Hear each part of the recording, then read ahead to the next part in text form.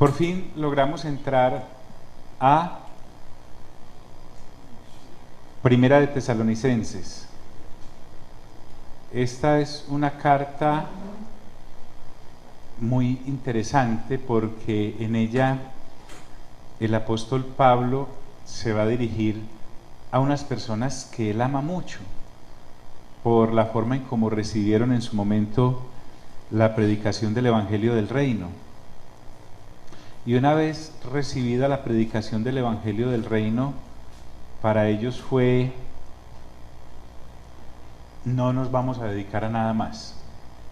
Pues no dejaron de trabajar ni de cumplir en sus casas, pero todos sus esfuerzos, tiempo y pensamiento se enfocaron en la comprensión del reino de Dios y su justicia, y además de propagar ese mensaje.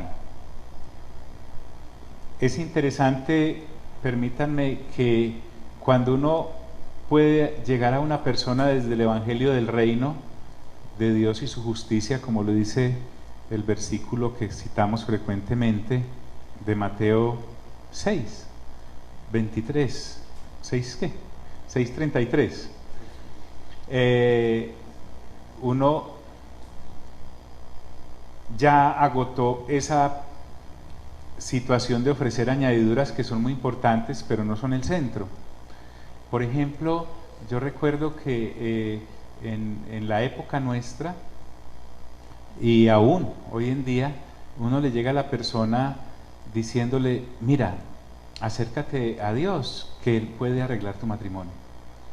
O acércate a Dios, que Él te puede sanar.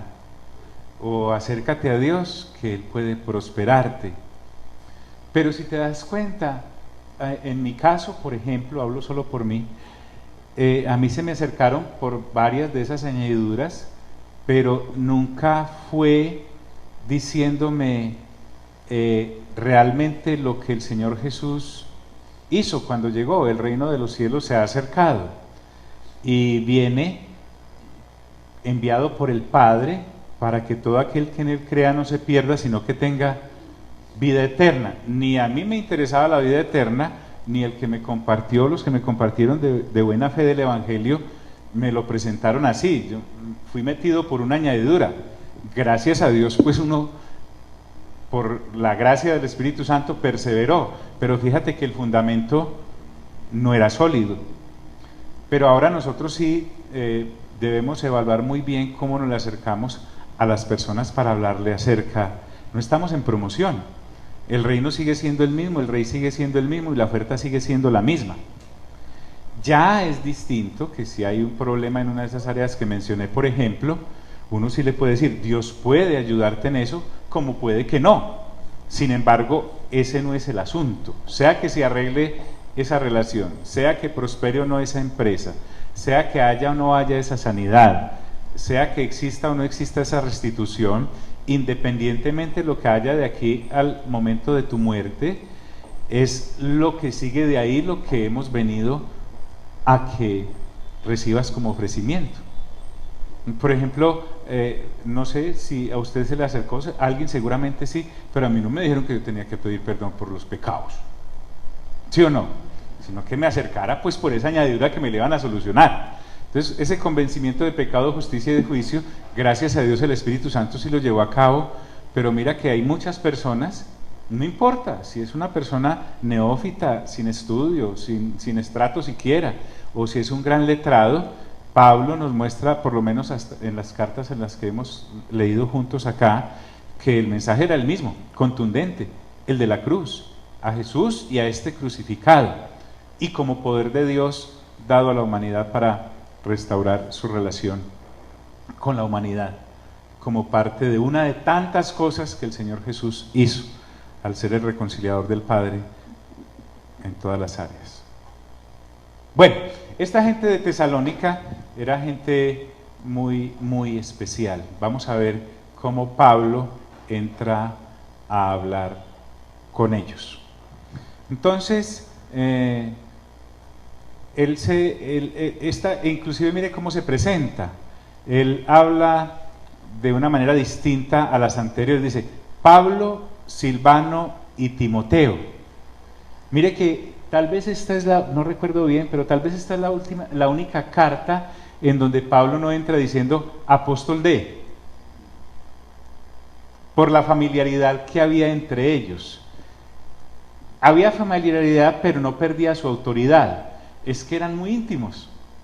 Vamos a ver en lo que sigue a continuación y en los capítulos de esta primera carta y en la segunda, y luego exploramos un poquito cómo se fundó esta congregación local en Tesalónica yendo a Hechos. Entonces eran personas muy apreciadas, no solamente en el reino, sino ya en el trato diario que tuvo con ellos mientras estuvo en Tesalónica. Entonces, miren que Pablo, Silvano y Timoteo son los que el mismo Pablo cita como los que envían la carta, incluyendo a Silvano en este caso. Este Silvano, quiero identificarme con eso, me parece muy viable, es el mismo Silas que aparece en Hechos de los Apóstoles, ¿correcto? Hay peso para esta afirmación. Entonces, Pablo, Silvano y Timoteo son los que entregan este mensaje de parte de Dios a la congregación de Tesalónica. Nuevamente, el hecho de que se presente como Pablo es la familiaridad y la relación cálida que había entre ellos. No hay títulos, si podemos llamarlo así, apóstol de Jesucristo o por voluntad de Dios, no hay esa presentación, pero no por eso pierde la autoridad. Los de Tesalónica sabían quién les estaba escribiendo y Pablo sabía quién les escribía en Tesalónica. Y están pues los receptores de la carta, los destinatarios, dice, a la iglesia de los tesalonicenses. Mira que no dice como en las otras, a la iglesia de Dios que está en Corinto, o a la iglesia de Dios que está en Galacia o en Colosas. Es muy familiar el trato. Aquí, cuando estamos en esta carta, sintámonos en confianza. Aquí no va a haber cosas así como que llamar fuertemente la atención. Sí hay cosas que poner en orden, pero realmente no hay esa presión de la falta de conocimiento personal entre los unos y los otros, sino que los de Tesalónica lo reciben y Pablo se los envía, pero no hay un roce ahí de que no, hagámoslo con mucho tacto. No, estamos entre amigos, básicamente esa es la situación, sin dejar de estar entre hermanos. Entonces, esta relación que hay entre Pablo, Timoteo y Silvano es una relación que Dios ha establecido. Esto no era porque se caían muy bien, se caían muy bien porque su base era Dios. Su afecto era en lo humano, gracias a la relación que tenían en lo divino, no al revés. Entonces, a la iglesia de los tesalonicenses, y mire lo que dice, en Dios Padre y en el Señor Jesucristo. Esta es la base sobre la que han construido estas relaciones, en Dios, que es el Padre. De paso, quita cualquier duda acerca de la Trinidad. Vamos a ver cómo habla claramente acerca del Dios Padre, habla de Jesucristo como el Dios Hijo y del Espíritu Santo. Entonces, a la iglesia de los tesalonicenses, en Dios Padre y en el Señor Jesucristo. Estábamos entonces siempre expectantes de qué versículos podemos tomar para mostrar que sí tenemos un Dios trino. Hay muchos. Sin embargo, cuando no leemos la Escritura de la forma como la estamos leyendo juiciosamente, solo podemos echar manos de unos pocos que son muy populares por el mucho uso de esos versículos, pero realmente la Trinidad está copando todo el engranaje de la Escritura, desde Génesis hasta Apocalipsis. Entonces vuelvo al punto, la relación, esa familiaridad que había entre Pablo y los de Tesalónica, a tal punto que se presenta sin título y a ellos les habla de manera más informal diciéndole a la iglesia de los tesalonicenses, era basada porque en Dios Padre y en el Señor Jesucristo se daba esa relación, de ahí partía. Además les habla de algo que Pablo derrocha, gracia y paz. Cuando habla de la gracia, aquí debemos, en aras de Lo que pasa es que Tesalónica estaba allá, Corinto estaba allá, Éfeso estaba allá, Colosas estaba por allá, y cada una de las congregaciones.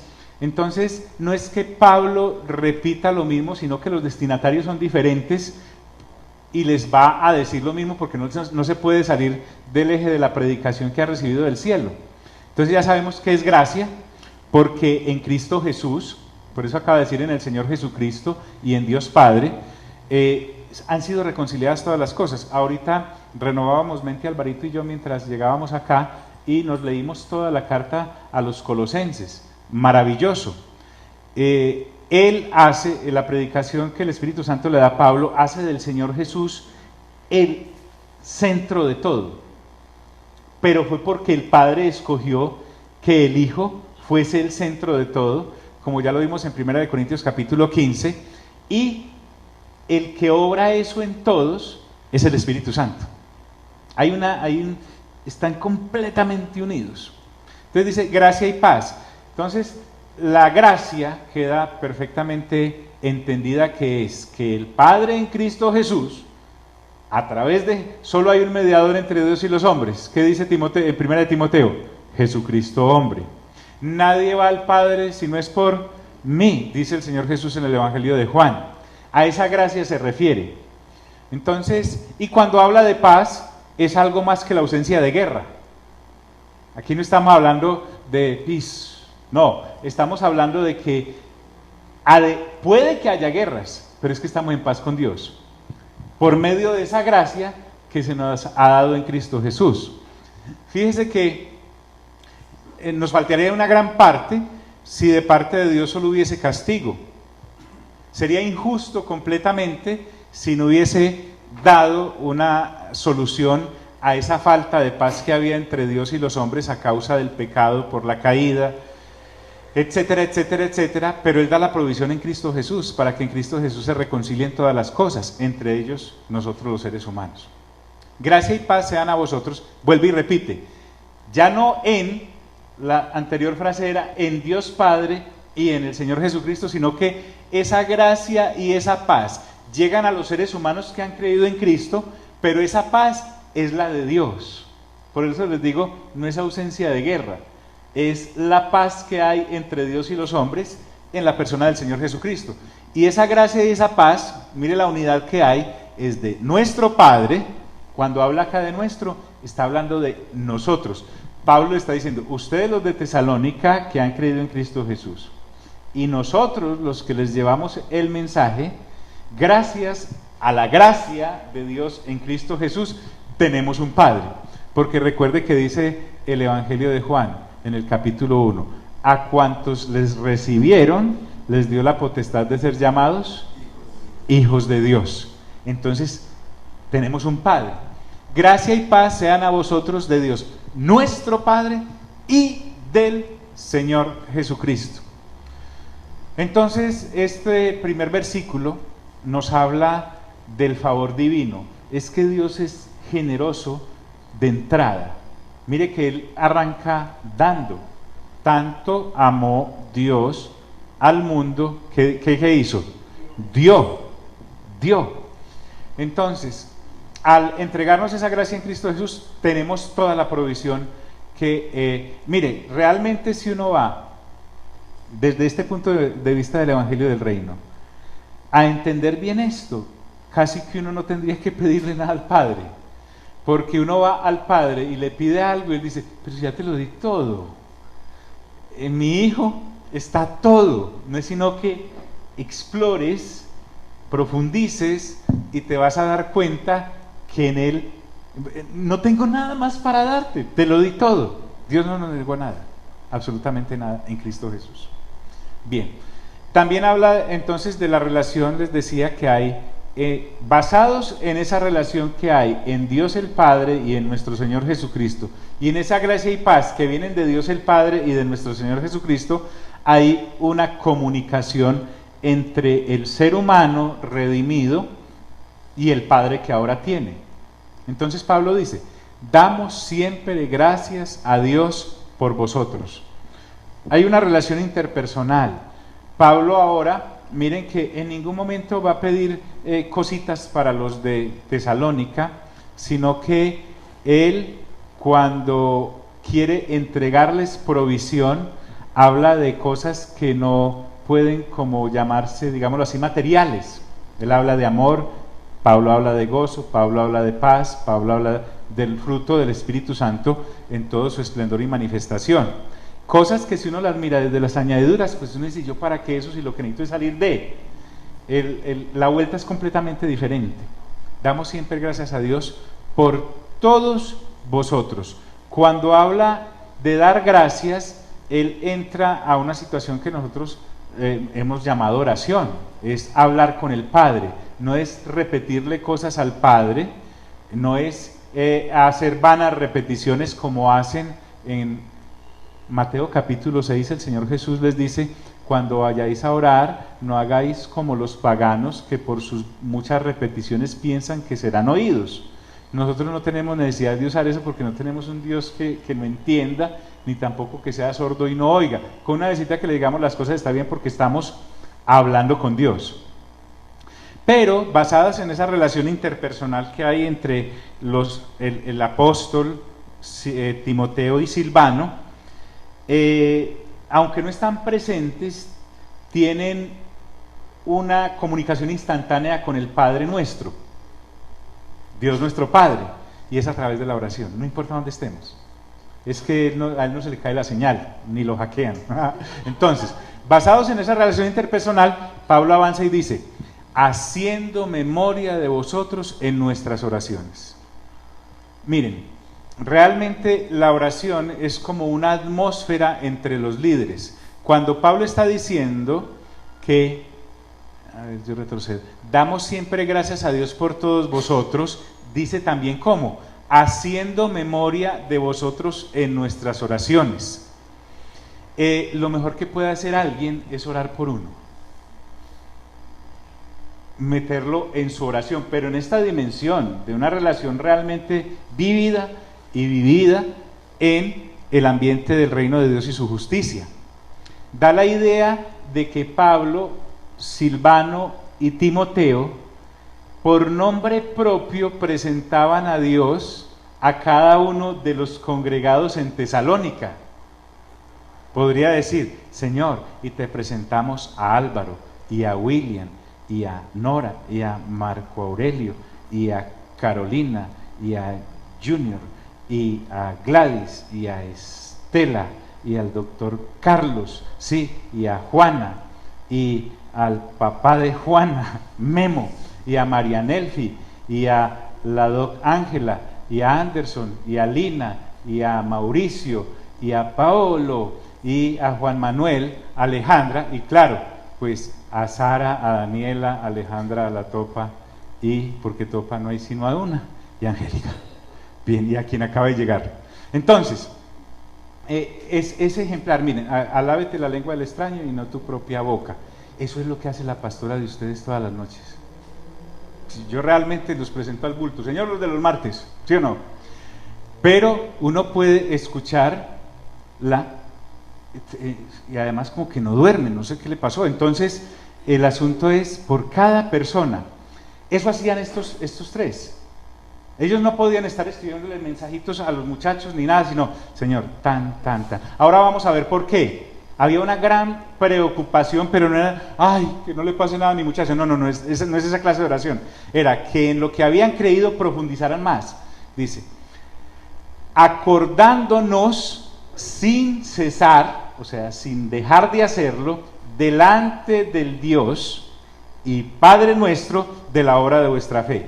Es decir, el diario vivir del cristiano está basado en lo que cree y en quien cree. Realmente uno tiene un cambio de naturaleza, porque al creer en Cristo Jesús las cosas viejas pasaron y aquí todas son hechas nuevas. Pero también recuerden que cuando el Señor Jesús fue a la cruz del Calvario no estaba charlando, Él murió. Entonces cuando creemos en Él, morimos nosotros, somos sepultados juntamente con Él, pero también resucitamos. A esa nueva vida le llamamos nueva creación, ¿cierto? Las cosas viejas pasaron, aquí todas son hechas nuevas. El que está en Cristo, ¿nueva qué?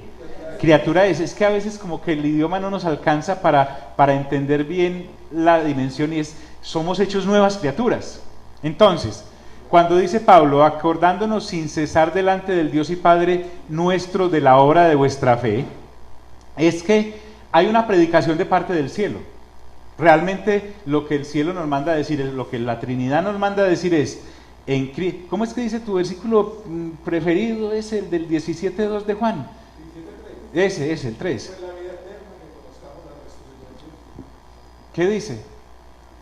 Es pues la vida eterna, que conozcamos a Dios y a su Hijo, el que Él envió. Y el que Él envió. Entonces, ¿cuál es el mensaje?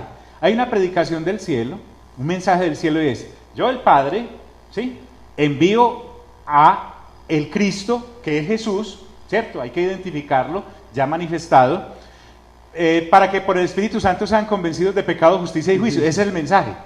Pero también hay una respuesta de parte de nosotros. Cuando el Espíritu Santo nos llama la atención a, uy, hay pecado, hay justicia y hay juicio, hay una posición que nosotros tomamos, y es, ¿acepto ese comunicado y me voy a plegar a él, o simplemente le doy la espalda y no lo recibo? Correcto, hay una interacción. Entonces, cuando Pablo dice, acordándonos sin cesar delante del Dios y Padre nuestro de la obra de vuestra fe, es que gracias a Dios ustedes han creído en lo que Dios mandó a decir, y por esa respuesta personal, porque a la vez Dios es tan colectivo en su mensaje, pero tan individual, que nos puede a cada uno captar como hijos e hijas.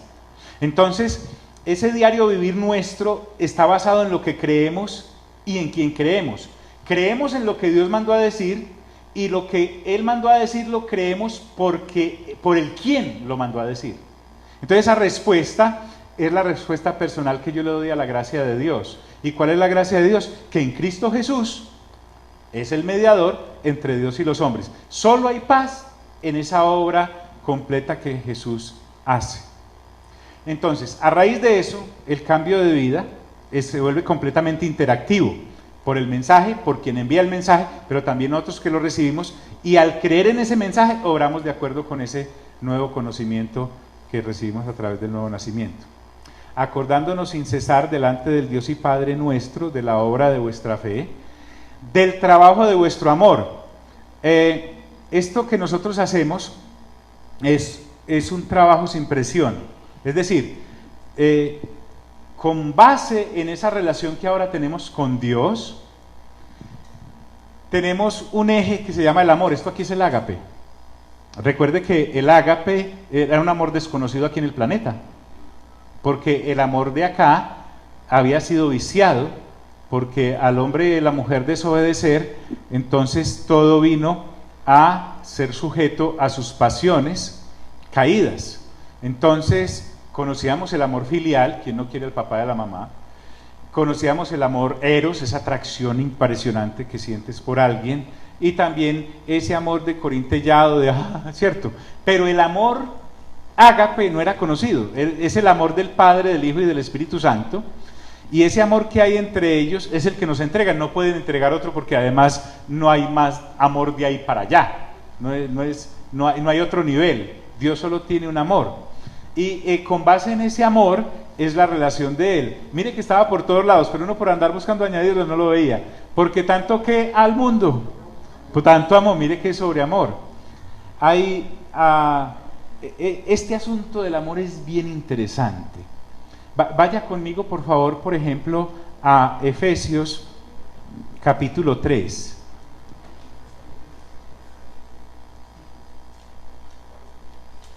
Tenemos ahí donde leer todo, ¿cierto?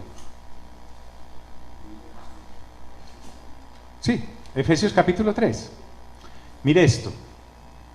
Mire esto.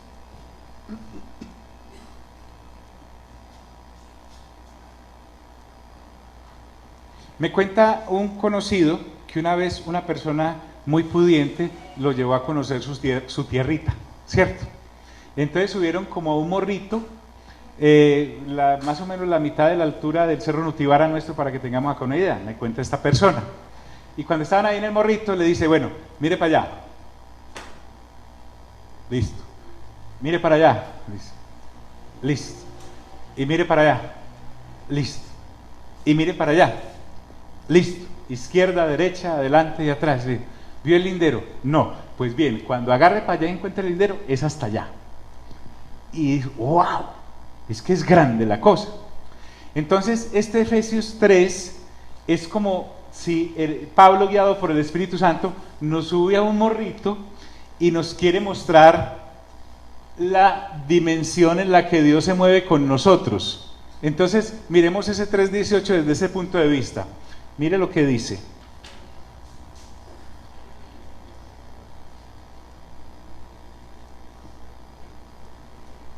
Voy a leer desde el 14.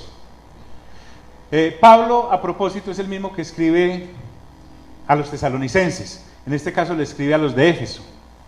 Y él en el primer capítulo, perdónenme que sea reiterativo en esto, yo sé que ustedes ya están hasta aquí de leer Efesios, pero en el capítulo 1, cuando Pablo pide espíritu de sabiduría y revelación para los de Éfeso, es para los que están comenzando.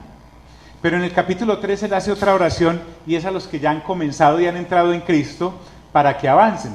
Por eso esta segunda arrodillada en el capítulo 3 es para lo siguiente, dice, aquí no está pidiendo que Señor, que conozcan al Señor y sean salvos, no, aquí está diciendo, Señor, ya que lo conocen, que entren, y por eso les dice, por esta razón me arrodillo delante del Padre, de quien recibe nombre toda familia en el cielo y en la tierra, le pido que por medio del Espíritu, por mayúscula I, que es el Santo, ¿cierto? Y con el poder que procede de sus gloriosas riquezas, recuerden que ahí que ya riquezas no se escribe con signo peso, sino en toda la dimensión, los fortalezca a ustedes en lo íntimo de su ser. Otras versiones dicen en su hombre interior, para que por fe Cristo habite en sus corazones, y pido que arraigados y cimentados en ¿qué? ¿Qué dice ahí? Ese es el ágape. Ojo pues, esto empieza amando y termina en el mismo asunto. Y dice, puedan comprender junto con todos los santos cuán ancho.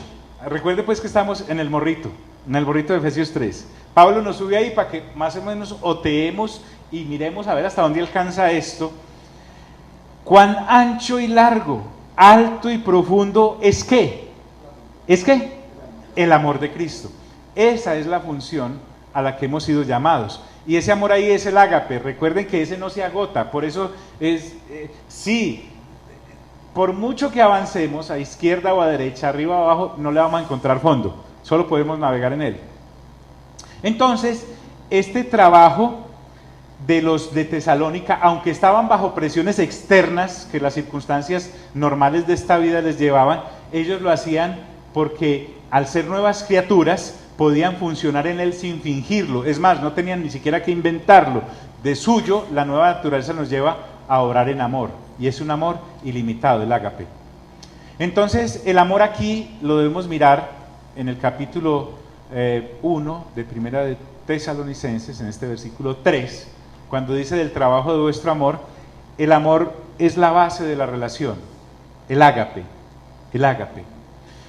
Entonces, Pablo no solamente habla del trabajo, de esa consistencia que se debe tener de acuerdo con lo que se ha creído, sino que dice, y de vuestra constancia en la esperanza en nuestro Señor Jesucristo. Miren que él ha tocado tres facetas, y esta que toca a continuación es la esperanza, pero no es una esperanza ideal. Cuando Pablo habla y de vuestra constancia en la esperanza en nuestro Señor Jesucristo, obviamente está hablando del retorno esperado por todos nosotros los creyentes en cada una de las generaciones que nos corresponda hasta que Él venga. Pero no es una esperanza ideal, no es como esperando una quimera, que eso nunca va a ocurrir, es que realmente va a ocurrir. Entonces, no es un idealismo o es una esperanza sin esperanza, digámoslo así, solo por esperar, sino que es la certeza. Cuando habla de la constancia, es que por ejemplo, ustedes y a mí que nos ha tocado en esta generación, nosotros debemos ser constantes en ese crecimiento en Cristo Jesús, al que nos está llevando el Espíritu Santo, y en esa perseverancia con un testimonio a nuestro alrededor, no solamente entre nosotros como creyentes, sino a los que no lo son, porque la esperanza que tenemos es cierta. Y de vuestra constancia en la esperanza en nuestro Señor Jesucristo. Todas las cartas del apóstol, porque así debe ser, y los evangelios giran en torno a esa expresión nuestro Señor Jesucristo, porque Él es en el cual han sido consolidadas todas las cosas. Entonces, no es un mero idealismo, es una esperanza firme, es una certidumbre, no es un quizás el Señor vuelva. No, eso no nos cabe a nosotros. No, es que el Señor vuelve y punto. Entonces, el cristianismo acá es acción, no contemplación. Es estar en medio de este infighting, de este golpe a golpe del día. Se me salió mi segunda lengua, ¿cierto? Entonces, el asunto acá es más allá. Estar en medio de todo este roce con el sistema del mundo, pero constantes en la acción. No es una vida contemplativa como de y dejar que pase y que todo se... No.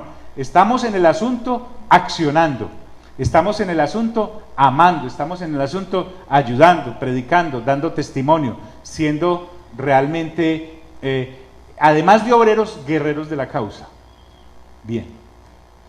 Ahora, ¿por qué dice Pablo eso? Nuevamente, porque conocemos, hermanos amados de Dios, vuestra elección. Pablo acá está hablándole de los que han nacido dos veces, del papá y de la mamá, y ahora han nacido por el Espíritu y por el agua, que es la palabra. Entonces, vuelvo al punto, miren, no cometamos el error reiterativo de coger estos versículos y eso llevarse a una persona que no ha nacido de nuevo, porque no los va a coger, y si los coge como no es, porque para esto primero hay que nacer para poder ver y entrar. Entonces, cuando él le habla a los de Tesalónica, ya nos dijo que en Cristo y en Dios el Padre, y de Cristo y de Dios el Padre, caballerosamente dejó por fuera a los que no han nacido de nuevo, pero los quiere incluir cuando nazcan. Entonces dice, porque conocemos, hermanos amados de Dios, vuestra elección. Entonces miren la interacción. Pablo, que es el instructor hacia los gentiles, conoce que este hermanos amados va más allá de decir, ¿cómo los quiero? No, es que a los nacidos dos veces están unidos entre ellos como familia de Dios por el ágape. Lo que nos une a nosotros es el ágape. No solamente entre nosotros, sino que también lo podemos dispensar inclusive para los que no han nacido de nuevo. Pero la base de nuestra relación con el Padre, con el Hijo, con el Espíritu Santo y entre nosotros es el ágape. Y el amor que debemos manifestar a la humanidad es, Jesús dijo, que la gente diga, pero miren cómo se aman. Estaba hablando de ese ágape.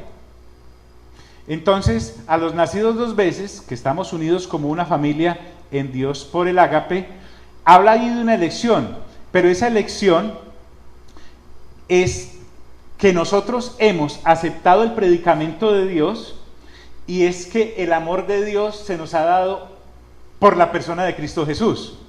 Al nosotros aceptar a Cristo Jesús, entonces nacemos ¿de qué? De nuevo, y al nacer de nuevo, el ágape inmediatamente es incorporado en nosotros para poder tener esa base como relación nuestra. Y cuando habla elegidos por Dios, es que Dios nos ha elegido en amor, no es que dijo los Aparicio, ¿sí? O no, es que en Cristo Jesús todo aquel que en él crea entra en esa elección, pero a la vez participo en ella porque yo elegí que si iba a creer. Ahí es donde está el libre albedrío funcionando. ¿Sí me hago entender hasta ahí?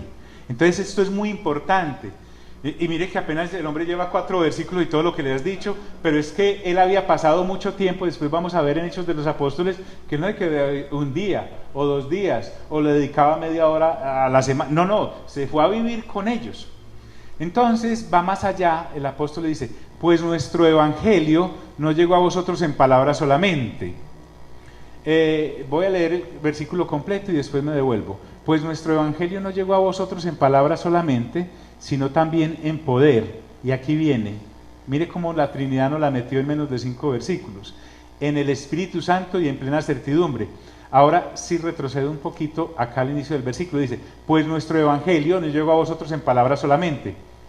En este verso vamos a ver que la relación la inicia el Espíritu Santo. La relación la continúa el Espíritu Santo, y la relación la culminamos por el Espíritu Santo. Uno no puede decir, qué esfuerzo el que hice para... No, el acompañamiento es constante. Entonces la persona del Espíritu Santo, es que el Espíritu Santo es una persona. Aquí vamos a ver, hoy me encontraba con alguien allá en el lago, y esta persona me dice, ¿por qué tan solito hoy? Yo le dije, discúlpame, yo no estoy solo. ¿Cierto? La persona que tiene nociones del Evangelio dijo, sí, es que estás con el Padre, con el Hijo y el Espíritu Santo, ¿cierto? Dice, sí, y además todos los ángeles, vamos a ver la cantidad de ángeles que... Entonces me le fui por ahí porque realmente la soledad no existe. ¿Sí? Al fin llegamos riendo, no sé qué era la ausencia de compañeros en la mesa en ese momento. Pues nuestro Evangelio no llegó a vosotros en palabras solamente. Entonces, en este verso vamos a ver que hay una eterna compañía. Cuando fuimos llamados a la eternidad, no es que nos esperan allá en la eternidad, es que comenzó con nosotros ahora desde el momento en que. Entonces, es iniciada por el Espíritu Santo, es continuada por el mismo y es culminada por el mismo Espíritu Santo. El Evangelio entonces que Pablo experimentaba era el mismo que le entregaba. Pablo no llegó allá a decir, bueno, vamos a ver si esto funciona. No, es que ya me funcionó a mí. Cuando Pablo habla de que nuestro Evangelio no llegó a vosotros en palabras solamente, inmediatamente él tiene que recordar cómo le llegó el Evangelio. Él iba, cartas en mano, furioso, persiguiendo a los del camino, y una voz le habla y una luz lo derriba con poder, con tal poder que a partir de ese momento la vida de él cambió. Cuando él le dice, ¿quién eres, Señor?, él está aceptando el nuevo nacimiento. Cuando él nace de nuevo ahí, entonces el Evangelio es poderoso no por las señales que hace, sino por el cambio que produce, solamente. Es decir, aquí no estaba, cuando usted y yo leemos allá en 1 Corintios capítulo 1 y 2, el poder del Evangelio que Pablo predicaba, no estaba hablando solamente de resucitar muertos y curar gripas, no. Él estaba hablando era del poder de Dios que cambia al ser humano completamente, trasladándolo de tinieblas a luz admirable, de una naturaleza muerta a una naturaleza viva, de una creación que cayó a una creación que bajó del cielo en Cristo Jesús. Ese es el poder. Entonces dice que es iniciada por el Espíritu Santo, continuada por el Espíritu Santo y culminada por el Espíritu Santo. Porque es que hay otra clase de evangelios, muchachos y chicas, y es que hay evangelios que son producto del esfuerzo de la mente humana, pero ese evangelio produce resultados humanos por tener un origen intelectual y humano. Yo puedo predicar inclusive palabra sin haber nacido de nuevo, y como lo que es nacido de la carne, carne es, producirá un impacto en tu intelecto y todas esas cosas, pero no el cambio poderoso que hay de cambiar esa naturaleza pecaminosa a la nueva. Palabras humanas solo tendrán resultados humanos. Cabe recordar que es que aquí estamos hace 2000 años en la meca de los razonadores y de los pensadores. Ahí estaban todas las corrientes filosóficas que ahora conocemos y nos muestran a nosotros en las universidades y en los colegios, y los libros, etc. Entonces, Pablo lo que está diferenciando es que lo de él no son palabras solamente, y cuando habla de palabras solamente no viene de intelecto humano ni de razonamientos humanos. Nuestro evangelio llegó a vosotros, no llegó a vosotros en palabras solamente, sino que aquí dice, mire, sino también en poder. Y está hablando de un poder divino. No estamos hablando del hombre o la mujer que se para al frente de un público y enardecen sus ánimos y salen todos a la batalla. Él no está hablando de ese. Ese poder solo produce convicciones humanas. Está hablando obviamente del poder divino. Y del poder divino porque miren el mediador, es el Espíritu Santo. Entonces, esa certidumbre de la que habla el apóstol aquí en esta versión y en este versículo es la convicción personal del que recibe ese mensaje porque lo ha traído. Y vendrá el Espíritu Santo y él los convencerá ¿de qué? De pecado, de justicia y ¿de qué? Y de juicio. Que le esté hablando a uno una persona solamente en su concepto humano y le diga, no, es que usted es pecador y entonces tiene que, ¿cuál pecado, hombre?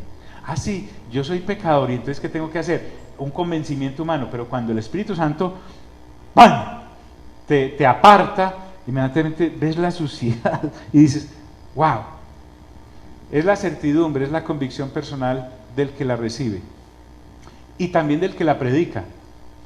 Había muchos predicadores ambulantes en aquella época, están plagados en todas las cartas. Había predicadores cuyo Dios era el vientre, o sea que predicaban era para comer y para tener un saldito en el banco. Había predicadores para tener seguidores ellos mismos. Aunque Pablo, Pedro, que es Cefas y Apolos, se negaron rotundamente a tener seguidores porque ninguno de ellos había ido a la cruz, sí había muchos que no tenían ningún problema en decir, sí sean seguidores míos. Esos son esos son los conocimientos humanos a los cuales Pablo se refiere, pero es que hay ausencia del poder divino. Entonces, Pablo está hablando de la pureza que hay entre el que predica por estar convencido del asunto como es, y aunque no se presentó como apóstol de Jesucristo o enviado de Dios el Padre, ellos sí sabían quién era Pablo y quién lo había enviado. Pero Pablo también sabía quiénes eran ellos que habían recibido el mensaje. ¿Por qué? Porque este mensaje produce lo que solo este mensaje produce. Además habían sido ejemplos, dice, como bien sabéis, ¿cuáles fuimos entre vosotros? ¿Por qué? Por ágape, está por todos lados. En estos días la Danielita me decía, estuve dándole el paso nuevamente al Nuevo Testamento y el amor está por todos lados. No sé si te ha ocurrido que en cada pasón que das se te muestra como otra vertiente de lo que allí se está regando. Entonces, como bien sabéis, ¿cuáles fuimos entre vosotros por amor de vosotros?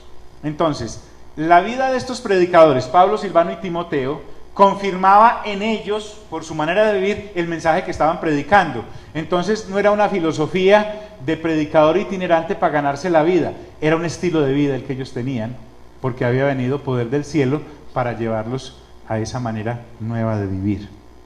¿Sí me está haciendo entender hasta ahí? A pesar de que es muy familiar entonces el trato, es profundo el contenido. Pero quiero avanzar porque creo que podemos agotar por lo menos esta primera lectura de este capítulo hoy, porque realmente es corto en cuanto a extensión, pero profundo en contenido, y estoy seguro que no lo vamos a ver ni en una, ni en dos, ni en tres, pero por lo menos tratemos de avanzar. Entonces hay un mensaje que viene ¿de dónde? ¿Aló? ¿De dónde viene el mensaje? De Dios, del cielo. Elige a unos predicadores como Pablo, Silvano y Timoteo, pero también hay una audiencia que escucha el mensaje. Hasta acá hemos visto lo que Pablo dice acerca del mensaje, que es poderoso de parte de Dios, que ha cumplido en él la función porque realmente él sabe que les está hablando de algo que él ya probó. Pero ahora vamos a ver qué fue lo que ocurrió en Tesalónica. Mire qué maravilla. Y vosotros vinisteis a ser imitadores de nosotros y del Señor. Ya en 1 Corintios capítulo 11, versículo 1, dice Pablo, mire la certeza de Pablo, sed imitadores de mí, como yo de ¿quién? Como yo de Cristo. Entonces, nos pone no un reto, sino una realidad muy interesante. La gente va a seguir al Cristo que tú predicas y vives, inicialmente. Entonces, Pablo por eso no es falta de humildad, no está siendo orgulloso cuando dice, y vosotros vinisteis a ser imitadores de nosotros. Pero como esos nosotros, que eran Pablo, Silvano y Timoteo, estaban imitando ¿a quién? A Cristo, los de Tesalónica, al imitar a Pablo, Silvano y Timoteo, estaban siguiendo también ¿a quién? Al Señor, porque estos fulanos eran como Cristo, en su manera de vivir. Entonces dice, y vosotros vinisteis a ser imitadores de nosotros y del Señor. Mejor dicho, la vida de los seguidores de Cristo es la de Cristo. Y Cristo vive su vida en sus seguidores. Eso es lo que realmente está hablando. ¿Cómo ocurrió entonces eso? Y aquí vamos a ver como el diagrama de la predicación en sí y de lo que ocurre con este mensaje glorioso, que no está ofreciendo ollas de presión, ni viajes al exterior, ni arreglo de relaciones. Lo que está ofreciendo es poder de Dios para cambiar la vida para la eternidad. Entonces, los de Tesalónica llegan y escuchan el mensaje y miren lo que ocurre. Dice, recibiendo la palabra en medio de gran tribulación. Fíjate que si nos toca pasar por la gran tribulación a los de Tesalónica, pues no lo vamos a extrañar mucho, porque cuando recibieron el mensaje de Jesucristo, la cosa fue pero bien empinada. había una presión aplastante sobre ellos. Vamos a ver en el resto del pasaje y en los siguientes capítulos en qué consistía esa presión y esa gran tribulación, porque estamos hablando de gran tribulación por haber aceptado el mensaje, no por estar pagando las consecuencias de la vida antes llevada. Entonces, es una presión aplastante lo que me da a mí entender esta gran tribulación. Y han visto en las películas cómo en el lagar se pisan las uvas. ¿Sí? Se pisan las uvas en el lagar. Era como si estos creyentes de Tesalónica estuvieran siendo triturados de esa manera, siendo aplastados de esa manera.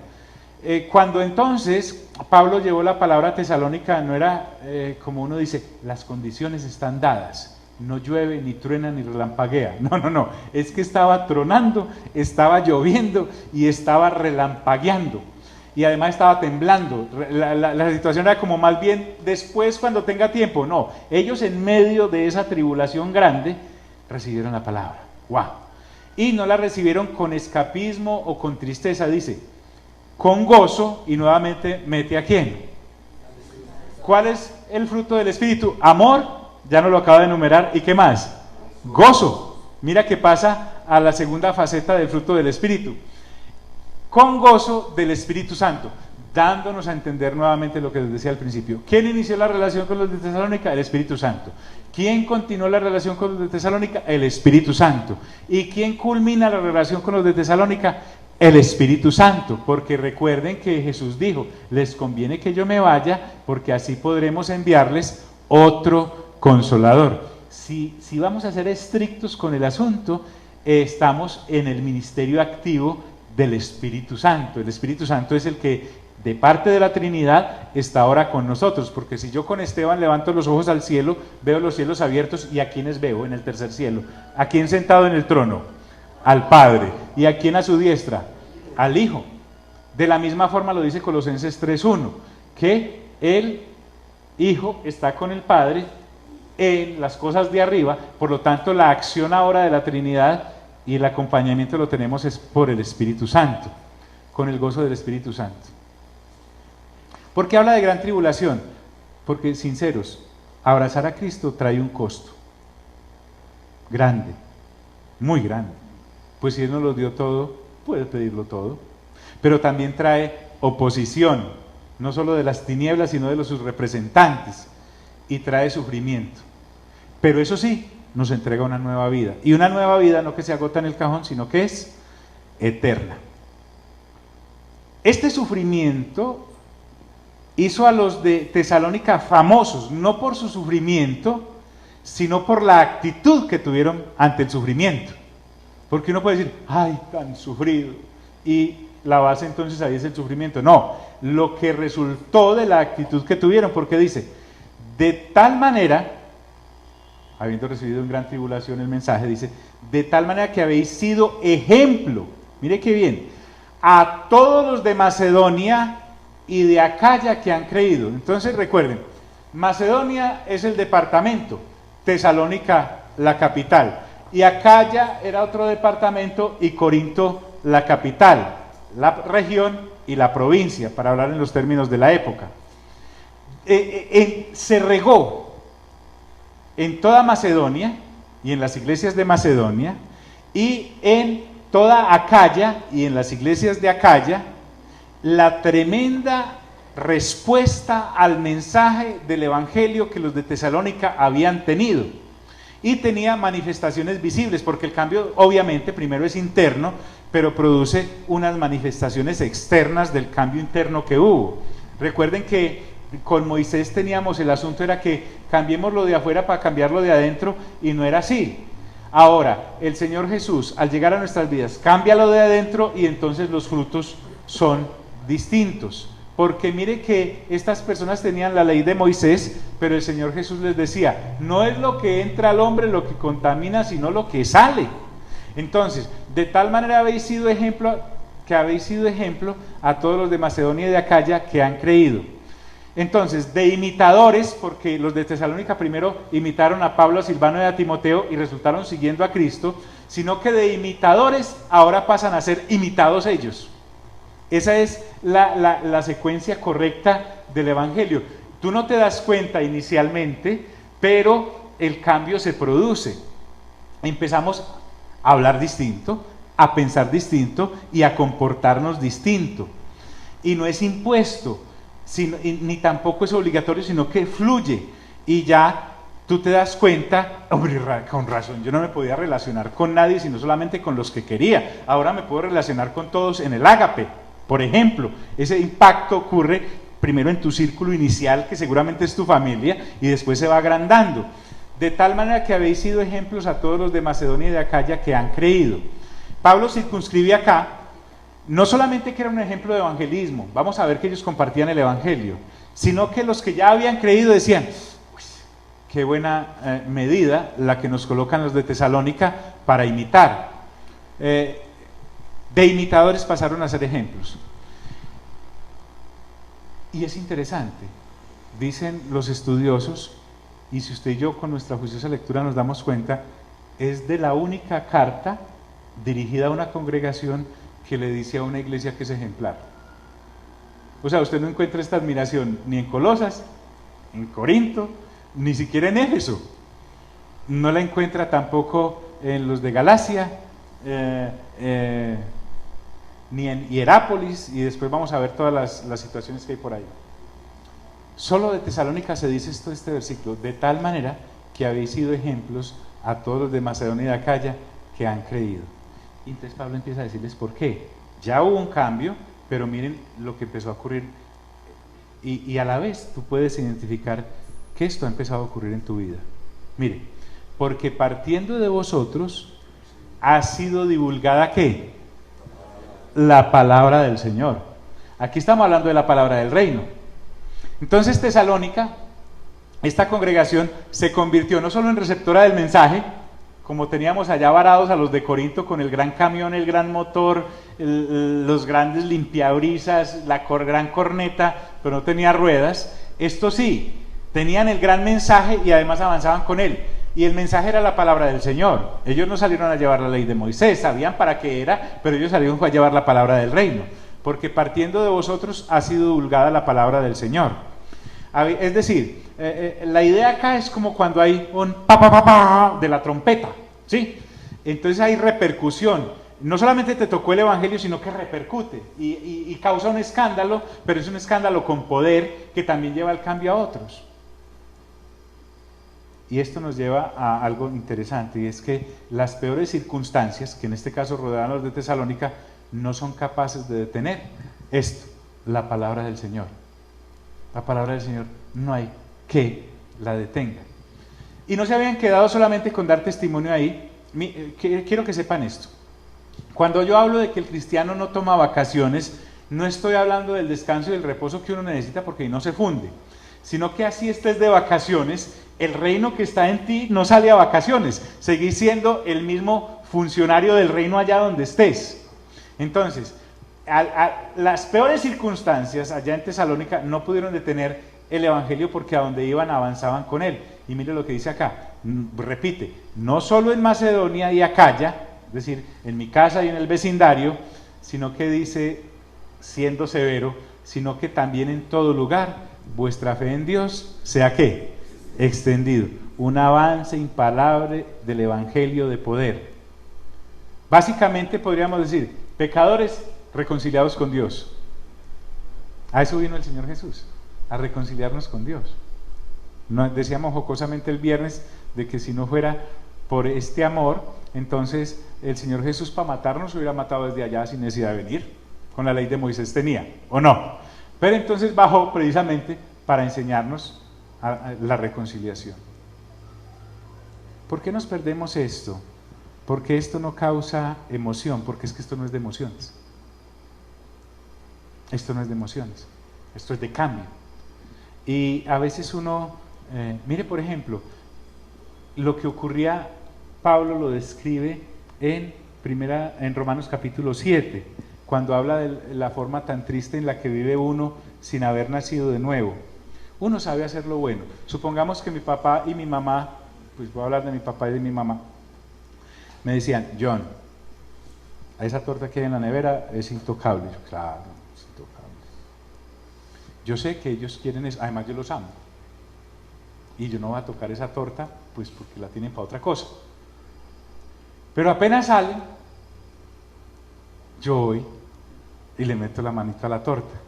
Yo sé por dentro que hay una cosa buena para hacer, pero cuando voy a orar, resultó haciendo lo malo que no quería. Entonces la persona que no ha nacido de nuevo vive en una dicotomía tremenda, vive casi que esquizofrénico, es un bipolar. Y entonces lo pillan a uno, o uno se siente tan mal que confiesa y se siente culpable, pero tremendamente culpable, pero no hay posibilidad de cambio porque no he nacido ¿de qué? Cuando nazco de nuevo, entonces ya sí tengo la completa voluntad por mi nueva naturaleza de obedecer completamente las instrucciones, y entonces para mí ya son instrucciones y no prohibiciones. Entonces dice, sino que también en todo lugar vuestra fe, ¿en quién? Mire que ellos, aunque amaban mucho a Pablo, no eran hinchas de Pablo. Aunque apreciaban tremendamente a Silvano, no eran hinchas de él, habían seguido a Dios. Esta es la cosa correcta, que nuestra predicación lleve a la gente a Dios y no haga dependientes de mí. Maravilloso. Sino que también en todo lugar vuestra fe en Dios se ha extendido. De modo, y es hasta jocoso eso, supóngase que Pablo, Silvano y Timoteo llegaban a una de las poblaciones de Acaya a predicar el evangelio. Y ellos arrancaban a predicar, ¿cierto? Montaban tarima y todo, etcétera. Y empezaban, bueno, venimos a hablarle del Señor Jesús. Perdón. Nosotros ya sabemos quién es el Señor Jesucristo. ¿Sí? A ver, explíqueme bien para que estemos seguros de si estamos hablando del mismo Señor Jesucristo. Sí. El que envió el Dios Padre por el poder del Espíritu Santo para convencernos de pecado, justicia y de juicio, que naciéramos de nuevo. Y al nacer de nuevo, por la obra del Espíritu y de la palabra, y del agua que es la palabra, ahora entonces nosotros aquí también somos hijos e hijas de Dios como ustedes. Entonces, Pablo decía con Silvano y Timoteo, no, pues eso es lo que... ¿Y ustedes de dónde sacaron eso? Ah, es que inclusive sabemos quiénes son ustedes, ¿sí? Aquí tenemos un video, sabemos quiénes son ustedes. Sí, los de Tesalónica ya vinieron y nos dijeron que ustedes se mantenían de lado para lado, que los recibiéramos bien cuando llegaran. Entonces por eso Pablo dice, de modo que nosotros no tenemos necesidad de hablar nada. Básicamente lo que Pablo está diciendo, ustedes nos están dejando sin trabajo. ¿Qué mejor recompensa para un hombre como Pablo y su equipo que eso ocurriera? Porque ellos mismos cuentan, o sea, los de las poblaciones de Acaya y de Macedonia, de nosotros la manera en que nos recibisteis. Recuerden también que Pablo tenía muchos críticos, el evangelio produce oposición. Si no hay oposición, no estás predicando el evangelio, ¿para qué? Entonces, si estás predicando cosas provenientes del cerebro humano que agraden a los hombres, ¿qué incomodidad vas a generar? Ninguna. Entonces, estos críticos que señalaban a Pablo y a su equipo de muchas cosas, como lo hemos visto en otras cartas, se tenían que quedar callados por ver la efectividad del poder del evangelio que ellos habían predicado en los de Tesalónica y que ahora también ellos estaban siendo luz a otros. Porque ellos mismos cuentan de nosotros la manera en que nos recibisteis. Es decir, la luz del testimonio de un convertido alumbra más lejos de lo que él se pueda imaginar. Es impresionante. Y eso entonces arrancaba de estas personas básicamente un gloria a Dios. También a nosotros nos queda fácil entender esta parte. Entonces Pablo, Silvano y Timoteo predicaban un Dios ¿qué? Vivo, un Dios real. Porque gente como de Tesalónica estaba siguiendo ídolos, que los ídolos no son ¿qué? Nada, ni siquiera están vivos. Son cosas de yeso, son cosas de madera, son cosas de oro, dependiendo del estrato. Sabemos que hay demonios que manipulan toda esa clase de doctrinas, pero refiriéndonos al ídolo como tal, ni es Dios ni es nada. Entonces estos idólatras tesalónicos de Tesalónica, al entrar en contacto con el mensaje poderoso del evangelio, y aquí vemos por ejemplo que el discurso es más dinámico y puede irse más rápido que lo que hablábamos en la carta a Timoteo o lo que hablábamos en la carta a Tito, porque aquí Pablo le está hablando a los de Tesalónica en general. Miren que no hay un mensaje dirigido específicamente a un líder como Tito o Timoteo, porque él está ya metido con la congregación que conoce y abraza. Hay líderes ahí, pero él entra sin ningún problema. Dice, ¿y cómo os convertisteis de los ídolos a Dios? Nos queda muy fácil a nosotros. Aún si nos predicaron en el momento de Moisés, recuerden que Moisés, cuando le predicaban a uno solo ley, con lo primero que uno arrasaba era con las imágenes que tenía en la casa, en el carro, en la billetera, en la empresa, en todas las cosas. Pero ahora por convicción nosotros sabemos que esos no son dioses. Por el Evangelio del Reino. El Evangelio del Reino llega a los de Tesalónica y entonces fueron ganados del paganismo de la idolatría. Si no hubiese habido una convicción real de los de Tesalónica, no hubieran dejado los ídolos. Hay una cosa que se llama convicción, hay una cosa que se llama dedicación. Cuando uno realmente está en los caminos del Señor, no hay simpatía con los ídolos del paganismo.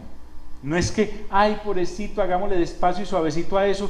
Estamos hablando con respecto a nosotros, no con respecto a los ídolos de los demás. Estamos hablando cuando estamos en la predicación del Evangelio y nosotros nos exigimos como conversos estas cosas. Un dato aquí, un poco de intelectualismo ahí. A 75 kilómetros, hágase de cuenta, de aquí a La Pintada, quedaba el templo del Olimpo. Y recuerden que todas estas deidades, entre comillas, falsas, romanas, hablan de los dioses del Olimpo, donde está, ¿quiénes son? Júpiter, sí, es que no serán griegos, todos esos. Esa gente dejó ir allá, ¿sí? Así como tú y yo dejamos de ir a pie desde la glorieta de Coca-Cola, de la Plomada, hasta Girardota, o agarrábamos carro venteado para ir a Palmira, allá, todas esas cosas. Entonces, esa conversión de los ídolos a Dios genera un vacío, porque ya no estoy adorando a los ídolos, eso hay que llenarlo con algo. Dice, para servir al Dios vivo y verdadero. Y con esto quiero que empecemos a terminar en unos segundos. No es solo volverme a Dios, dejar los ídolos. Es que dejando los ídolos, ahora todo mi servicio y mi culto van a ser para respetar y servir a ese Dios en el Evangelio del Reino. De manera que hay un contraste tremendo. Ya no más ídolos muertos, ahora estoy en la plenitud del Padre. Y al estar en la plenitud del Padre, a esos ídolos yo iba como visitante y como esclavo. Ahora en Jesús entro al verdadero Dios como hijo. Hay una relación, no un esclavismo ahí como el que genera la idolatría. Pero no solamente habían dejado los ídolos y se habían dedicado a servir al Dios vivo, sino que miren toda la doctrina. Prácticamente con estos 10 versículos uno se podría defender y no tener que leer nada más. Si una persona le cranara bien a este asunto, diría, yo para ahorrarme todo ese sermón y todas esas cosas y todas esas clases y todas esas lecturas de 9 capítulos diarios, con aprenderme este capitulito de Primera de Tesalonicenses, tengo con esos 10 versículos, porque mire lo que dice, para servir al Dios vivo y verdadero y esperar de los cielos a su Hijo. Ya no está hablando de la primera vez, cuando Él va a la cruz, cuando Él muere en la cruz, cuando Él es sepultado y cuando resucita, sino que está hablando de su retorno, y esa es la expectativa que a nosotros nos mantiene, ahí viene, lo estoy esperando, no una ilusión, sino que es la certeza, y esperar de los cielos a su Hijo, porque es que hay un Hijo, con H mayúscula, y ese Hijo es de Dios, con D mayúscula, y va a retornar, como tú y yo ya sabemos, por las otras lecturas, para un juicio, porque Él viene a juzgar a los vivos y a los muertos que no hayan creído en que Dios se manifestó en Él. Es que el retorno del Señor, en su regreso, va a hacer caer quijadas que nunca se hubiesen caído, y esperar de los cielos a su Hijo, al cual, está hablando del Padre, resucitó de los muertos. Es decir, miren qué interesante es, la prueba suprema de que Jesús es el Hijo de Dios es que resucitó de entre los muertos, si no, ya estaría todavía encholadito en la tumba, al cual resucitó de los muertos. Cuando uno no pasa juicioso por Hechos de los Apóstoles, pasa pasajes como estos. Dice, hablando del rey David, cuando le dijo el Señor a mi Señor, siéntate a mi diestra hasta que haya puesto tus enemigos por estrado de sus pies. El que está predicando ahí, creo que es Pablo, ¿sí? Dice, ciertamente podemos ir a visitar la tumba de... Sí, David tiene todos sus huesitos allá en la tumba. En Jesús la tumba está vacía. Correcto. No podemos decir, ve aquí, al cual resucitó de los muertos. Esa es la prueba suprema de que Jesús es el Hijo de Dios. Pero como estamos hablando del Cristo, hay que identificarlo. A Jesús. Por eso se dice Jesús, Cristo. Cristo es el nombre de Él como Dios en la Trinidad, el ungido. Es que el asunto con los israelitas no era que no creían en el Mesías, era que no creían que Jesús era el Mesías. Por eso lo están esperando todavía. A Jesús. ¿Y qué pasa con ese Jesús? Por eso les digo yo, a mí no me ganaron por ahí, a mí me ganaron con una añadidura. Por la gracia de Dios estoy aquí, quien nos libra de la ira venidera. Es decir, hay un amor y una justicia de parte de Dios, pero hay otra parte de parte de Dios que es el juicio. Yo no le puedo negar eso a la gente. Es decir, el evangelio del reino es sin tapujos. El mal, si la humanidad sigue así, va a conducir al desastre, pero Jesús precisamente vino para librarme de esa ira, para poner toda esa ira sobre sus hombros. Y ahí están. No sé si me puede hacer caso, pero por lo menos inténtelo. Aprenderse esos 10 versículos es de lo más fácil del planeta. Y con eso tienes ahí toda la doctrina, llamémoslo así, que un creyente deba tener en su cabecita para sustentarse él mismo el evangelio y sustentárselo a otros sin ningún problema. Padre, muchas gracias por este tiempo tan especial, por habernos permitido compartir. Yo te quiero presentar, Señor, por nombre propio a cada uno de los que hemos venido hoy acá. Tú los conoces. Somos hermanos. Salimos de este lugar, pero no podemos huir de tu presencia. Allá donde vamos cada uno al hogar, a donde están sus esposos, esposas, sus hijos, sus hijas, sus padres, para que seamos conscientes, Señor, de lo que dijo Pablo en ese montecito de Efesios 3:18, de poder mirar y divisar, si es posible, dónde llegan los límites de tu amor, en lo ancho, en lo largo, en lo profundo y en lo alto. En eso es que nos movemos, Señor.